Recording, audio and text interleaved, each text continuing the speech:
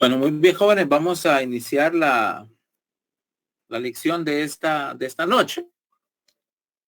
En la primera lección creo que hablamos de dos categorías del derecho. ¿Cuáles fueron esas categorías, jóvenes?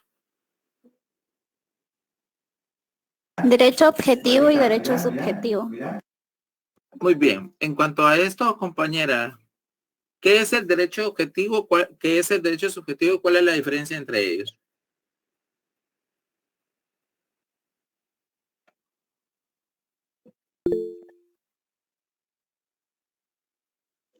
Sí, Ligia.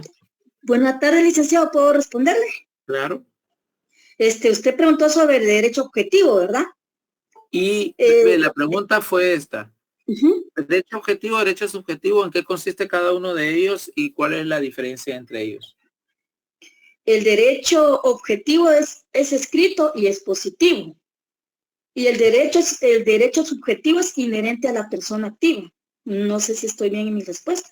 ¿Y cuál entonces es la diferencia entre ellos? Que uno es que los derechos inherentes, o sea, los derechos a la persona no se pueden hacer a un lado.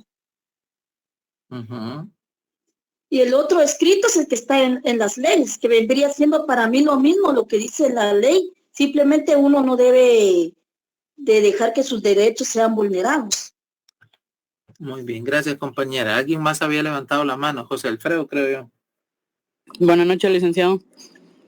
Alguna de las diferencias podría ser que el derecho objetivo es el derecho escrito como tal y el derecho subjetivo es como todas aquellas leyes procesales que conocemos. Perdón, repítalo por favor, José Alfredo. Que el derecho objetivo es son las leyes como tal, como el Código Civil, Código Penal, es el derecho escrito como tal. Y el derecho subjetivo podríamos tomarlo como todas aquellas leyes procesales, como el derecho procesal civil, todo aquel proceso que lleva una serie de pasos concatenados para llegar a un fin. Ok, ¿qué dicen los demás compañeros con relación a lo que es el derecho subjetivo? ¿Están de acuerdo con el compañero o está bien o creen ustedes que no está bien?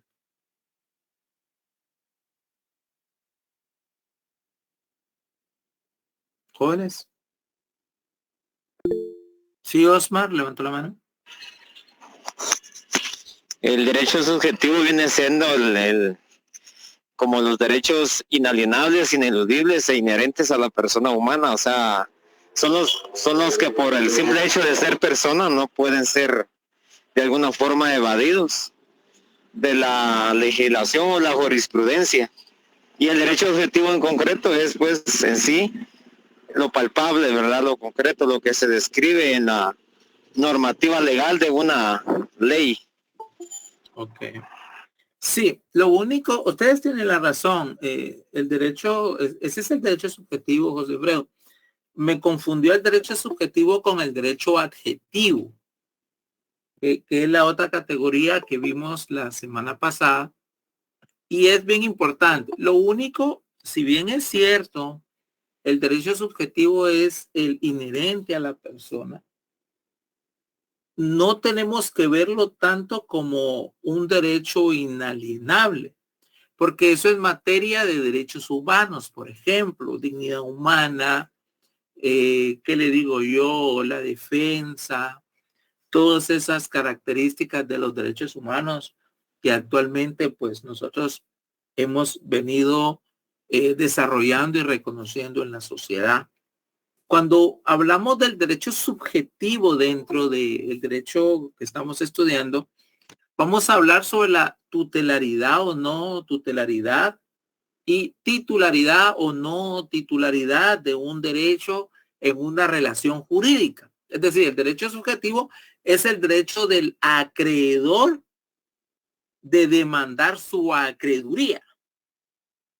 Es el derecho del arrendatario de defenderse del arrendante que le está demandando en un sumario de rentas atrasadas, por ejemplo. ¿Me explico? Desde esa perspectiva debemos de ver el derecho subjetivo dentro de nuestra materia. Aunque sí es cierto todo lo que ustedes dicen, pero está permeado el concepto que ustedes están manejando en un concepto de derecho humano. Que claro, eso no quiere decir que dentro de los derechos del derecho civil no se hagan ver los derechos humanos. Por supuesto, el derecho de defensa, garantías constitucionales. Yo precisamente acabo de terminar ahorita de elaborar un memorial de vista que tenemos en la Corte de Constitucionalidad para el día de sábado, pero yo voy a viajar el sábado, entonces no voy a estar. Entonces tengo que tenerlo antes para que otra persona lo lleve, pero ahí se ve mucho y eso viene de un proceso civil, de un sumario que ya pasó por la sala, ahora está en apelación. Gracias a Dios, pues nosotros lo pudimos, por así decirlo, ganar. Sin embargo, tienen que ver, pero en cuanto a la definición que ustedes me están dando, es una definición un poco más relacionada con los derechos humanos que aunque es buena, es acertada, pero para nuestra materia es un derecho inherente a una persona, como yo se los dije, pero va a ser activa o pasivamente como titular de un derecho real, un derecho patrimonial, un derecho sucesorio, por ejemplo. Así debemos de verlo, como titular, ya sea activo o pasivo, de un derecho. En el caso de una persona que está siendo demandada por alimentos, los alimentos sabemos que tienen ciertas características, nos dice el Código Civil, pero estos alimentos no son dispuestos de una manera antojadiza, sino que tienen parámetros. Entonces, hay un derecho inherente a pedir alimentos. Ese derecho es un derecho subjetivo. Pero también el obligado, como ahí se le denomina, el obligado también tiene un derecho de defenderse. Porque, por ejemplo, yo he llevado casos donde las pensiones alimenticias pues son muy elevadas. Entonces ahí hemos pedido en un juicio siempre oral de reducción de pensión alimenticia y se ha logrado porque se comprueba que la capacidad, la proporcionalidad deben de ir de la mano para que exista un respeto a ese derecho subjetivo que está haciendo efectiva la persona. ¿Sí? Ahí estamos más claros, jóvenes.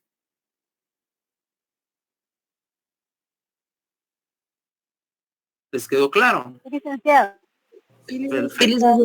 Okay, perfecto. Entonces, en un examen, y ahí viene la tónica. A veces en los exámenes, concéntrense en el tema y en la materia. Hay conceptos que son generales.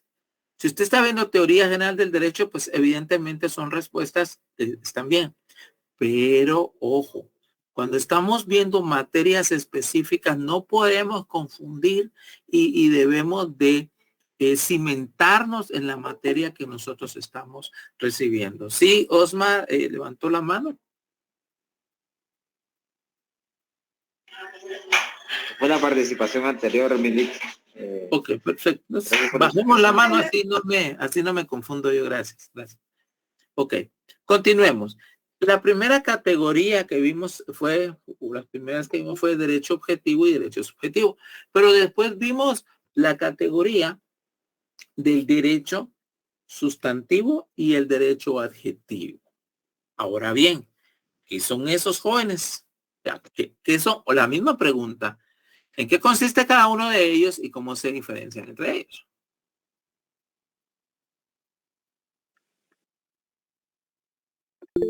Sí, Juan Pablo, buenas noches. Hola, licenciado. El derecho sustantivo es la norma abstracta como tal, mientras que el adjetivo es esa norma abstracta aplicada a un caso concreto. Muy bien, gracias. Sí, es el derecho sustantivo, es el derecho nominal, se le puede llamar.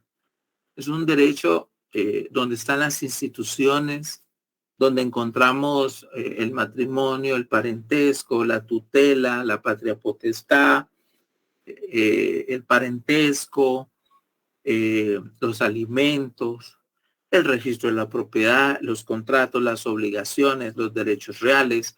Encontramos en el derecho sustantivo, estoy hablando de civil obviamente, este es de procesal civil, y pues algo de mercantil. Encontramos lo que es el comerciante, el comercio, las sociedades anónimas, los contratos mercantiles, encontramos los títulos de crédito. O sea, encontramos toda esa amalgama, llamémoslo de esa manera, de instituciones que son nominales. ¿Por qué? Pero la palabra sustantivo tiene que ver con esa situación nominal de la ley. O sea, nos dice qué es. Nos dice, por ejemplo, qué es el matrimonio, quiénes se pueden casar, cómo, incluso hasta cómo se pueden casar. Pero esa norma se hace real cuando hay litigio o hay jurisdicción. Porque, por ejemplo, sabemos que pues, no es necesario acudir al Código Procesal Civil para casarnos. Pero si nos vamos a divorciar, sí. Entonces, como sabemos que el divorcio modifica o extingue el matrimonio, esa situación, sí, esa situación también la contiene la norma sustantiva. Nos dice, por ejemplo, en el artículo 155 del Código Civil, nos dice cuáles son las causales del divorcio. Y tiene un catálogo de ahí de la dilapidar el patrimonio conyugal, el abandono o separación voluntaria o motivada del hogar conyugal, la infidelidad. O sea, nos habla de todo, pero no nos dice el Código Civil cómo decirle al juez. No nos dice, mire, vaya con el juez. Ni siquiera nos dice qué juez es el competente para conocer del divorcio. ¿Qué juez es competente para conocer de un divorcio, jóvenes?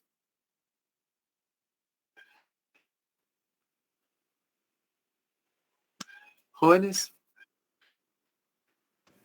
¿Un juez de la rama civil? Un juez de la rama civil. No sé si es uno de familia. Levanten la mano, así vamos. Sí, Damaris. Juez de primera instancia. Familia. Perdón, vamos en orden. Mar López, por favor. Juez de primera instancia. ¿De primera instancia de qué? De familia. Familia. Sonia. Sí, de familia, licenciada. Un juez de primera instancia de familia. Muy bien. Entonces, ¿y dónde vemos eso? Obviamente en las normas procesales. Ahí es donde nos dice la competencia, nos dice qué reglas se siguen frente a la competencia. Por ejemplo, los jueces de familia o los tribunales de familia tienen jurisdicción privativa. ¿Qué quiere decir jurisdicción privativa? Que son ellos los que con exclusividad van a conocer de todas las controversias de familia. Entre ellas tenemos evidentemente el divorcio. Nos dice eso. O sea, tenemos que ir a la norma procesal para poder entender, comprender como abogados qué tenemos que hacer. Ahora, ¿y cómo hacer el escrito? Bueno, entonces eso ya creo que lo vamos a ir viendo, aunque este es se ve más en el procesal civil 2. Sin embargo, los elementos de la demanda, cómo se hace una demanda, en qué momento presentarla. O sea, hay una serie de situaciones que no nos dice el Código Civil. Tenemos que irnos a las leyes procesales, tales como el Código Procesal Civil y Mercantil y la Ley de Tribunales de Familia. Las leyes sustantivas, como repito, entonces, para que nos quede claro, si yo les pregunto en un examen, miren, jóvenes, explique qué son las normas o las leyes sustantivas, y de un ejemplo, pues va a estar muy sencillo, ¿sí? Cuando nosotros comprendemos esto, pues podemos comprender la mitad del proceso, porque la otra mitad tiene que ver con asuntos un poco más complejos como los recursos, la apelación, la casación. Son asuntos bien interesantes, y también los amparos, ¿verdad? Pero eso estamos hablando de un nivel un poquito más alto que lo que estamos viendo ahorita, que es obviamente solo asuntos básicos. Sí, Astrid levantó la mano. Buenas noches. Gracias, licenciado. Buenas noches. Entonces, podríamos decir que ejemplo del derecho sustantivo podría ser el Código Civil, y del derecho adjetivo procesal, ya hablar del Código Procesal Civil. Así es. Así es, compañera. Decreto ley 106 y el decreto ley 107. A veces es increíble. Yo he preguntado en exámenes, diga, ¿cuál es el nombre completo del Código Civil? Y no me lo saben decir. En privado, a veces no lo saben decir. Decreto ley 106 del jefe de la República. Código Civil. Así funciona, ¿verdad? Pero por eso ustedes deben de estar bien cimentados sobre lo que estamos viendo. Hay otras leyes procesales, como por ejemplo la ley de tribunal de familia, que tiene aspectos de ambas naturalezas, pero es una ley que tiene que ver con asuntos procedimentales. Nos habla de la jurisdicción privativa. Es más, yo soy de la idea, y yo ya vi una tesis por ahí que estuve checando, bueno, fui asesor de esta tesis, donde se decía que el derecho de familia ya debe tener su propio código de familia, porque los principios del derecho de familia son diferentes a los principios del derecho civil. Creo que en la facultad no hay un curso de derecho de familia, pero creo que sería muy importante, porque en la calle, ¿verdad?, hay mucho litigio de familia, desde medidas de seguridad y mucho litigio, ¿verdad?, mucho pleito en derecho de familia, ¿verdad? Entonces, pero hasta este momento pues no existe ni siquiera, no hay un curso de sobre derecho de familia, porque por ejemplo, les voy a poner un ejemplo muy claro. Uno de los principios más importantes del derecho procesal civil es el principio dispositivo. ¿Qué es el principio dispositivo? El principio dispositivo nos enseña que los procesos son impulsados por las partes, ¿sí? Ellos se impulsan, o sea, yo, por ejemplo, planteo una demanda. Y la demanda, pues evidentemente, después del emplazamiento, existe, si no hay excepciones, hablando de un ordinario, se debe abrir a prueba. Pero el juez no va a abrir a prueba el proceso. El juez va a esperar que yo le pida que abra a prueba ese proceso. Ese principio que me obliga a mí a hacerlo se llama principio dispositivo. Es obligación mía como interesado proseguir, dándole avance al proceso. Contrario sensu al principio de oficio. El impulso de oficio gobierna, por ejemplo, en el Código de Trabajo, en el derecho laboral, gobierna en el derecho penal y también en el derecho de familia. ¿Por qué? Porque hay intereses de menores, hay que proteger a la mujer. Entonces, de oficio, él no hay que estarle pidiendo, él lo va a hacer, él va a caminar. Pero, sin embargo, los procesos están en el Código Procesal Civil, que está gobernado por otros principios. En ese sentido, yo sí creo que ya deberíamos ir cambiando, pero hasta el momento todavía eso no es posible. Muy bien, ¿estamos claros ahí, jóvenes? Claro. Sí, licenciado. Muy bien. Si tienen preguntas, por favor háganlas, porque si no, después es el lloro y el crujir de dientes. Bueno, vamos a hablar qué es lo de estas cuatro categorías que hemos hablado: derecho objetivo, derecho sustantivo, derecho objetivo, subjetivo, sustantivo y adjetivo. Para nuestra materia, ¿cuál creen ustedes que sea el más importante para lo que estamos estudiando en este curso? ¿Sería el derecho adjetivo, Lick? Derecho adjetivo. Muy bien. Es el derecho adjetivo, conocido como el derecho procesal. Y anoten por ahí, les voy a dar una definición y vamos a explicar, ¿verdad? Vamos a decir que el derecho procesal, esta es una definición de un doctrinario, oportunamente yo les voy a compartir una presentación, pero decimos que es la rama del derecho que estudia el conjunto de normas que fijan el procedimiento que se ha de seguir para obtener la actuación del derecho positivo, lo mismo que las facultades, derechos, cargos y deberes relacionados con este, y que determinan las personas que deben someterse a la jurisdicción del Estado y los funcionarios encargados de ejercerlas. Lo voy a repetir, joven, no se preocupen. Ahorita lo voy a repetir. Si alguien se queda, por favor, levanta la mano, ¿sí? Lo voy a repetir. ¿Qué es el derecho procesal? Esta es una de muchas definiciones. Yo no les digo que la aprendan de memoria, pero sí deben conocer los elementos primordiales de esta definición. Bueno, decimos que el derecho procesal es la rama del derecho que estudia el conjunto de normas. Oiga, estudia el conjunto de normas que fijan el procedimiento que se ha de seguir para obtener la actuación del derecho positivo. Lo mismo que las facultades, derechos, cargos y deberes relacionados con este, y que determinan las personas que deben someterse a la jurisdicción del Estado y los funcionarios encargados de ejercerlas. ¿Tomaron nota, jóvenes? Licenciado, disculpe, buenas noches. Que termina la persona que deben someterse. Licenciado, no sé si me podía repetir. Repítame, ¿dónde se quedó?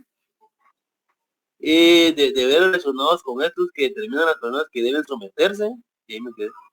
Los compañeros que publicaron ya en el chat. Someterse, ok, someterse a la jurisdicción del Estado y los funcionarios encargados de ejercerlo. Me pregunta, ¿es Echandia el autor de esta definición, jóvenes? Ahora bien, ya que la anotaron, realmente la comprendieron. Vamos a tratar de comprenderlo, ¿sí? Primero decimos que es la rama del derecho que estudia el conjunto de normas que fijan el procedimiento, ¿sí? El derecho procesal eminentemente es un derecho práctico. Es un derecho palpable. Por ejemplo,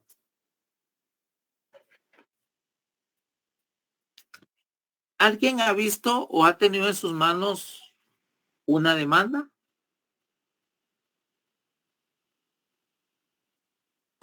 Sí, licenciado. ¿Sí? Ok. ¿Sabían ustedes que en una demanda civil, prácticamente es el cronograma de todas las actividades o procedimientos que se tienen que desarrollar en un proceso? ¿Sabían eso ustedes? ¿O no lo sabían? No, Lick. No, Lick, no lo sabíamos. Se los voy a probar, ¿sí? Solo denme chance, les voy a abrir una demanda nueva que tengo yo por acá, que la presenté hace como un mes. Y es una demanda ordinaria. Permítame, vamos a ver, por aquí lo tengo. Vamos a ver, para que ustedes miren y decirles cómo es que funciona y por qué les digo lo que les digo. Ordinario, aquí está.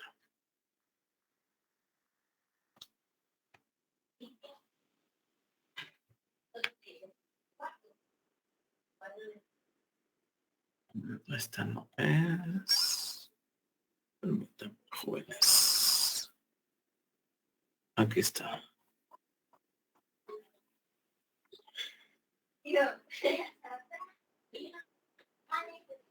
Miren, pues les voy a mostrar una demanda de esa naturaleza para que. Y se los voy a explicar y cómo esto funciona.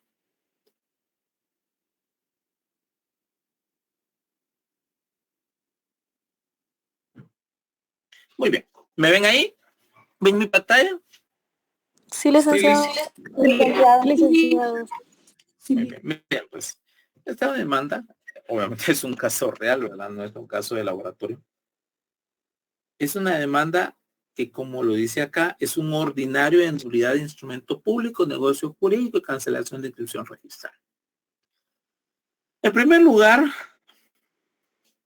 vemos que va dirigido a un juez de primera instancia. ¿De qué materia? De primera instancia familia. Instancia civil. Por ejemplo, ahí estamos. Entonces tenemos la demanda. Pero aquí tenemos los hechos.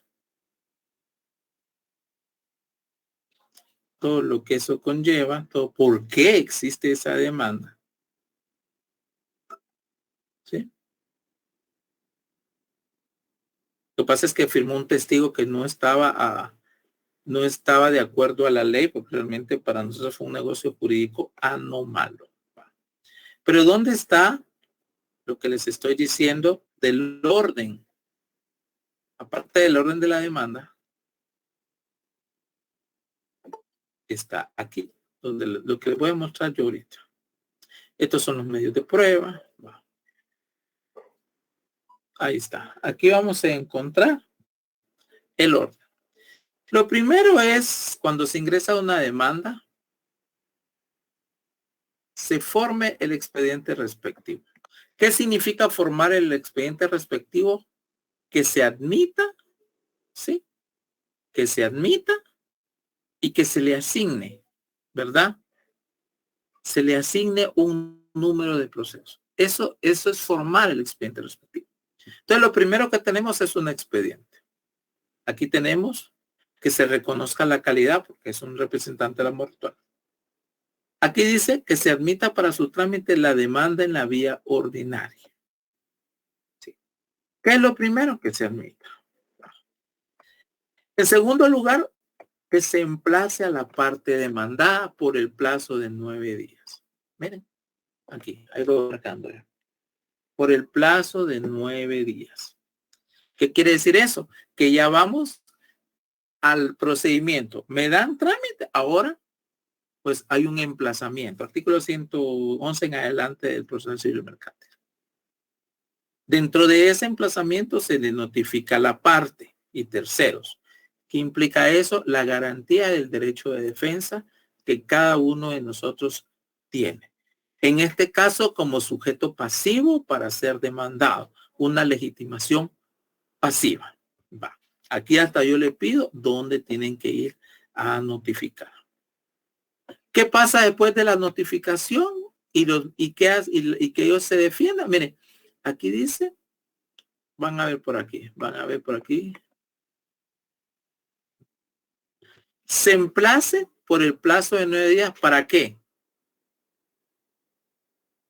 ¿Qué dice ahí donde estoy marcando, jóvenes? Para que se oponga o haga valer sus excepciones. Exacto. Ahí está. Yo estoy diciendo, miren, esta persona, yo le estoy demandando algo, pero ellos tienen el derecho de defenderse. Ahora, si no lo hace, ¿qué pasa? ¿Qué dice? ¿Qué dice aquí? Bajo. Ahora léanme aquí. Apercibimiento de seguir el juicio en rebeldía si no comparece en tiempo a petición de parte. ¿Qué es esto? A petición de parte, porque el juez no lo va a hacer de oficio. ¿Se recuerdan del principio que dijimos? ¿Cómo se denomina ese principio? Dispositivo. Exacto. Yo tengo que decirle, él no lo va a hacer si yo no se lo digo. Entonces, si él no se comparece, entonces yo voy a seguir. Declarar el rebelde y yo se lo voy a pedir. Va, continuemos. Se notifica otra vez como parte del derecho de defensa. Pero ya tenemos demanda, notificación. Ahora yo le digo aquí, se tengan por ofrecidos. Entonces, según el artículo 126 del Código Procesal Civil, nos dice que cada uno de nosotros tiene la carga de la prueba. Entonces, por favor, yo aquí a él, por ejemplo, y voy a regresar, yo al juez le ofrecí estos medios de prueba. Documentos. Miren todos los documentos que yo le estoy ofreciendo. Declaración de parte, declaración de testigos, informes, dictámenes, reconocimiento judicial, medios científicos de prueba. Todos esos están, artículo 127 del Código Procesal Civil Mercantil. Pero miren, llegado el momento procesal oportuno, ¿qué dice acá? Voy a marcarlo. ¿Qué dice ahí? Se habrá la prueba del presente juicio por el término de 30 días. Miren, yo le estoy diciendo, mire, señor juez, cuando usted le notifique y si pone excepciones, pues evidentemente eso no está aquí porque no se debe poner ahí, no se debe consignar, pero se abre un incidente de acuerdo al artículo 130 al 140 de la Ley de Economía Judicial. Pero terminando esto, si por ejemplo no hay excepción, entonces se abre a prueba el proceso y hasta le digo a él por el término de 30 días. O sea, el procedimiento se va marcando. Pero si yo no hago esto, ¿saben qué pasa? No hay claridad. ¿No? Yo tengo que ir diciendo, señor juez, por favor esto, por favor esto, por favor aquello. Todo se lo tengo que ir diciendo yo. Va. Aquí, pues, pedí medidas precautorias que pueden o no pueden haber. ¿Sí? Después del periodo de prueba, miren, yo ya le estoy dando el proceso ordinario acá. ¿Qué dice aquí? Por favor, léanlo. Se señala. Perdón. Se señale día y hora para la vista dentro del plazo que establece la ley. Muy bien. Después del periodo probatorio hay una vista. ¿Qué son alegatos? ¿Verdad? Eso. Si tenemos tiempo en algún momento lo vamos. Pero se señala día y hora para la vista dentro. Eso también está en la ley. Está en el Código Procesal Civil y Mercantil. O sea, todo esto, pero el juez lo sabe. Pero si yo no se lo digo al juez, el juez y me va a rechazar la demanda. ¿Sí? Él me va a rechazar la demanda porque yo no estoy cumpliendo con pedirle a él absolutamente todo lo que yo tengo que pedirle. Por ejemplo, lean lo que establece el artículo 196 del CPCIM. Y aquí van a ver una excepción al principio dispositivo. Licenciado, ¿gusta que se lo lea? Por favor. Artículo 196, la vista. Ese es, ¿verdad? Sí. Concluido el término de prueba, el secretario lo hará constar sin necesidad de providencia. Agregará a los autos las pruebas rendidas y dará cuenta al juez. El juez, de oficio, señalará día y hora para vista dentro del término señalado en la ley constitutiva del organismo judicial, que está en el artículo 64 de la LOJ. Oportunidad en la que podrá alegar la palabra o por escrito los abogados de las partes, estas si así lo quisieren. La vista será pública si así se solicita. Ya ven, ya llegamos a la vista. Sí, ya llegamos a la vista. Pero ¿quién le está diciendo al juez? El demandante. Porque él está dando el mapa de lo que se debe de hacer dentro del proceso. Porque yo se lo tengo que pedir. Si yo no se lo pido, mi demanda puede adolecer de defectos insubsanables y por eso existe la excepción de demanda defectuosa. Pero ahí vamos, al proceso y obviamente después de eso sigue. Es lo que aquí decimos, ustedes lo ven allá, Licenciado, Dígame. es decir, que si, por ejemplo, algo falta o falla dentro de mi demanda, ellos pueden presentar la excepción perentoria, si no estoy mal, de demanda defectuosa. Previa, excepción previa. Artículo 116, sí, obvio. Puede decir que uno no es claro. Y de hecho es muy común que si, bueno, a mí nunca me han rechazado una demanda por eso, pero sí he visto que hay demandas defectuosas donde no cumplen lo establecido en el artículo 107 y 108 del procesal civil y mercantil, y en consecuencia el mismo juez la rechaza. No son claras en cuanto a sentencia, no son claras en cuanto al procedimiento. Uno hasta debe decir el procedimiento. Fíjense que por acá, y voy arriba, ya que hablamos de esto, yo le digo la vía en que yo le estoy demandando. Fíjense que acá dice. Licenciado, pero si no no la rechaza el juez, se podría decir de oficio, no sé si estoy mal, el abogado defensor la puede solicitar el rechazo de la demanda por demanda defectuosa, ¿verdad? Así es. Así es.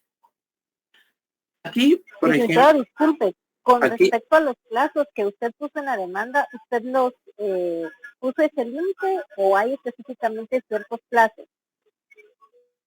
perdón, no mucho le capté, compañera. Si la pregunta era como usted decía, por ejemplo, primero decía 9 días de plazo, posterior los 30 días de plazo. Mi pregunta era si usted ponía los plazos límites o hay cierto rango de plazos o de días que No, uno es que puede eso poner en la establece demanda. la El ley. emplazamiento lo establece la ley. Los plazos son establecidos en la ley.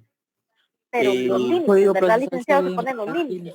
No, es que así son. Por ejemplo, antes de contestarla, solo quería hacer lo último en relación a nosotros. Hasta le decimos al juez qué vía. Si ustedes leen aquí, dice demanda en la vía ordinaria. ¿Sí? O sea, nosotros le decimos, porque si nosotros lo fíjese que es triste lo que les voy a decir. En cierta ocasión, bueno, yo no me había graduado, eso fue hace muchos años, y yo quería plantear una demanda para nombrar tutor judicial. Y yo le encomendé a un compañero, él había estudiado conmigo y él se había graduado, pero él le rechazaron 3 veces la demanda, porque él no establecía la vía. Y yo, pues yo trabajaba como asesor en una empresa, pues yo no me había graduado, por eso necesitaba el apoyo de él. Y yo le dije, mira, compañero, le dije, préstame la demanda que estás presentando, quiero verla. Y yo me di cuenta de sus grandes errores y él ni siquiera estaba consignando la vía. Obviamente cuando yo le dije, mira, la voy a revisar, yo la compuse, usemos el lenguaje coloquial y se lo mandé. Entonces, pues, era un trámite, pero él ya está grabado, pues eso es lo que no es muy. Pero mire, hablemos. Fíjense que, bueno, esto tal vez nos estamos adelantando un poquito al asunto. Sin embargo, la verdad es de que uno debe de tener muy claro esos plazos. Por ejemplo, aquí, y nos adelantamos un poquito porque a la larga esto es lo que más le ayuda a ustedes con relación a su práctica. Miren, pues ustedes ya van a ir a práctica y pues es importante para mí que ustedes vayan bien preparados. Mire, pues aquí el numeral 5. Por favor, vamos solo a la primera parte que voy a marcar, ¿sí? Aquí dice. ¿Alguien que lo lea? Se emplaza a la parte demandada y terceros emplazados por el plazo de 9 días para que se oponga o haga valer sus excepciones. Ahora, la pregunta de la compañera está ahí con nosotros todavía, ¿verdad? Sí, licenciado. Ok, usted me preguntaba si esos plazos eran límite o qué, ¿verdad? Ahora, usted tiene su Código Procesal Civil en la mano. Sí, licenciado. Lea el artículo 111, perdón.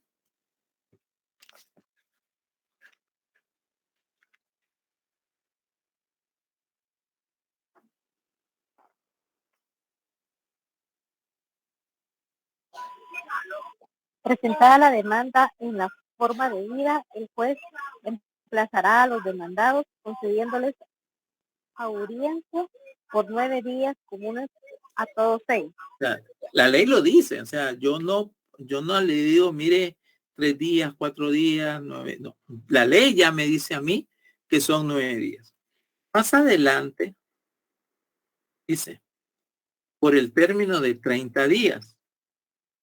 Ahora lea el artículo 123, compañera.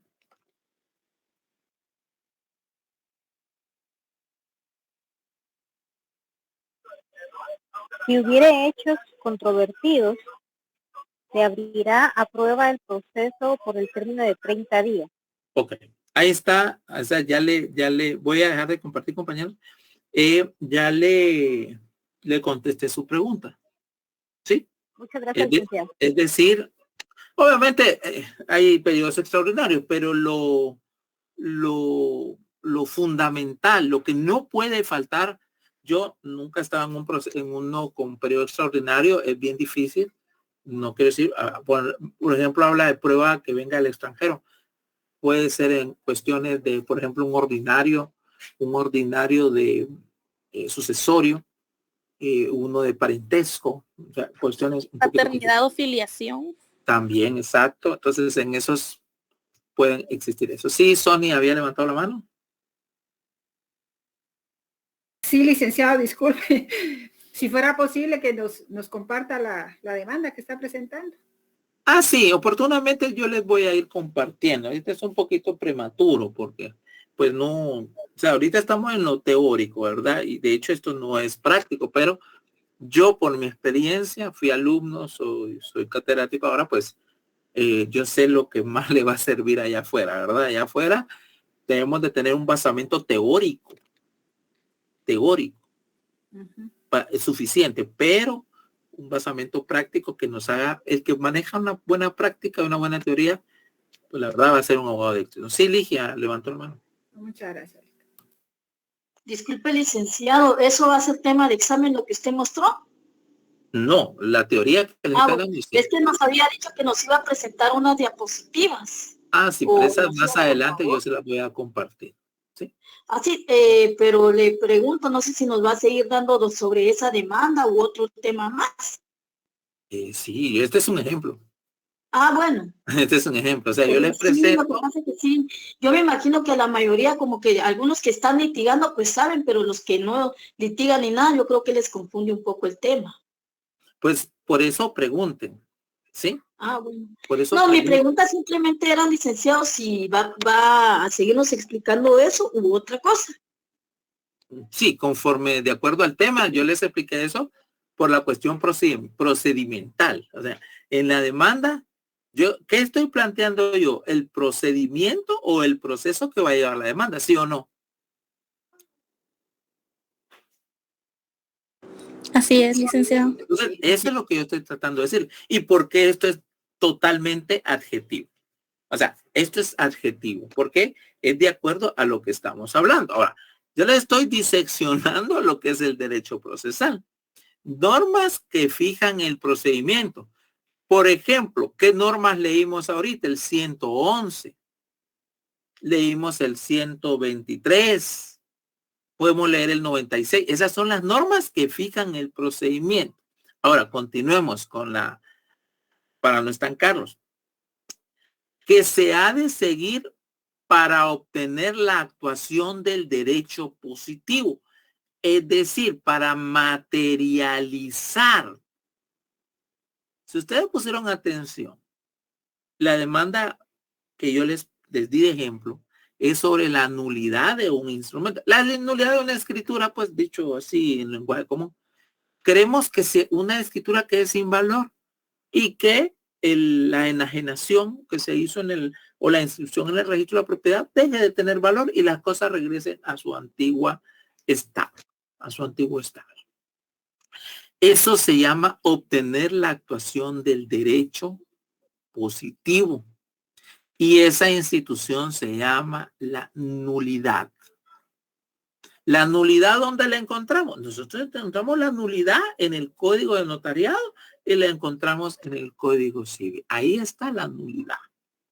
Pero esta nulidad se hace derecho positivo, actúa y se hace realidad dentro de un juzgado. O sea, ya no está solo en la ley, sino que va a llegar a una sentencia.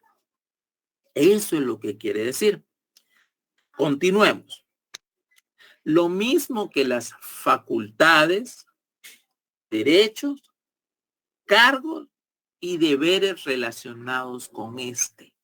Es decir, las diversas instituciones y derechos que pueden hacer las partes, que pueden ser los sujetos procesales. Que si yo les pregunto a ustedes, ¿quién es un sujeto procesal? ¿Cuál sería la respuesta? Actor y demandante. ¿Solo ellos? ¿El juez? El juez es un sujeto procesal. El oficial, los notificadores. Notificadores también. Sí, ellos son sujetos procesales. Pero dentro de estos sujetos procesales hay actores. Y que si es lo que se llama, el actor es el demandante y el demandado, pues evidente es el sujeto pasivo dentro de la acción. Pero esta rama del derecho también estudia las facultades. ¿Qué derecho tengo yo dentro del proceso? ¿Qué cargo? ¿Qué hace el secretario del tribunal? ¿Qué hace el notificador? ¿Qué deberes tiene cada uno de ellos? ¿Qué deber tengo yo en una audiencia? ¿Qué facultades? Por ejemplo, si estoy en una audiencia de declaración de parte, de reconocimiento de firma, de reconocimiento de documentos, y en esta audiencia, por ejemplo, viene la juez o el juez y a mí me dice, esta prueba no la califico y no pasa por esto y esto, yo tengo derecho, según el artículo 125, a decirle, señor juez, levanto la mano y yo voy a protestar la no admisión de este derecho, de esta medio de prueba. Y eso tiene un valor. Sí. También continúa indicando la definición que usted ya tiene. Determina las personas que deben someterse a la jurisdicción del Estado y los funcionarios. Es decir, por ejemplo, un acreedor y un deudor. ¿Qué pasa? Por eso que hacen las entidades de crédito. Ahora han agarrado la mala costumbre que le mandan a la gente, yo no sé si ustedes lo saben, a los deudores. He tenido varios casos de ellos. Le mandan un correo y le dicen notificación de demanda. Fíjense, notificación de demanda. Y le dicen, usted será demandado. ¿Ustedes creen que una persona común, un particular, puede notificar una demanda? No. No. Es un notificador de un juzgado. ¿Y se puede utilizar notificador un notario también? Ah, sí, pero eso el notario en el momento que el artículo 33 del Procesal Civil y Mercantil establece que los notarios pueden ser auxiliares del juez. En el momento que un notario notifica, está siendo un auxiliar del juez, no de un particular. Yo he ejercido de notario notificador también. Yo, de hecho, trabajé en un bufete bancario muchos años. Y a uno, no todos los jueces, pero uno le dice, mire, usted es auxiliar del juez, no del que le está pagando. En este momento usted me debe lealtad a mí, no al actor, no al banco, no al que le va a pagar su notificación. ¿Sí? Por auxiliares del juez. Cuando no se ha podido notificar a la persona por medio del órgano jurisdiccional encargado, porque en los horarios que se notifican no está la persona o otras cuestiones, pero generalmente casi no se utilizan si no esté mal. Pues fíjese que sí se utilizan. sí se utilizan más allá de lo normal, incluso diría yo. Porque lo que usted mencionaba, la habilitación del tiempo, que también es permitida en la ley, donde pues uno le habilitan. Yo incluso, imagínense, yo estuve haciendo notificaciones en Cobán, en Shela. Una vez me tocó hacer de un proceso de familia que fui a Palestina de los Altos, fíjense ustedes, hasta allá metido adelante de Shela. Entonces, sí hay, pero en ese momento el notario es un notificador. Obviamente la manera, él no hace una cédula de notificación, sino que se acciona un acta notarial de notificación, pero hace las mismas veces de un notificador. Pero bueno, continuamos. Entonces, aquí les decía la jurisdicción del Estado, no en lo particular. O sea, un banco o un acreedor no puede venir y decirle, mire, usted está siendo notificado de la demanda. No. Lo que puede decirle, mire, se iniciarán las acciones legales en su contra. Eso sí, de hecho yo lo he hecho. Hoy mismo mandé un mensaje. Entonces, no confundir una cosa con otra. Y los funcionarios encargados de ejercer la jurisdicción. O sea, hay funcionarios que ejercen la jurisdicción. ¿Quiénes son? Los jueces. Recuerden que la justicia es impartida según la Constitución Política de la República. ¿Por qué órgano del Estado? Díganme ustedes. Judicial. Por el organismo judicial. La Corte Suprema de Justicia. ¿Sí? Ella es la que ejerce la jurisdicción, imparte.